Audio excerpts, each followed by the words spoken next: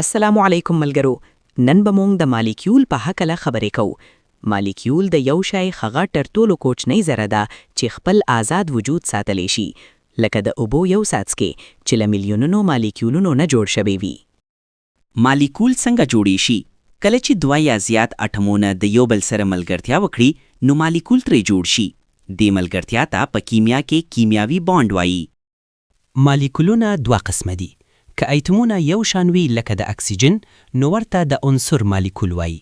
که مختلف وي لکه اوبې، نو بیا ورته د مرکب مالیکول وایي. مالیکولونه په یو ځای نه تم کیږي. په جامد شیانو لکه ډبره کې دوی لړزیږي، په اوبو کې روان وي او په غاز یا هوا کې بیا ډیر په تیزی سره الوتل کوي. ملګرو، زمونږ ټول ژوند په دې مالیکولونو ولاړ دی. زمونږ ډي ان اے، هغه اوبې چې مونږ یې څښو او هغه هوا چې مونږ ساه ترې اخلو، دا ټول د کیمیا د همدې وړو ذرو کرشمه ده.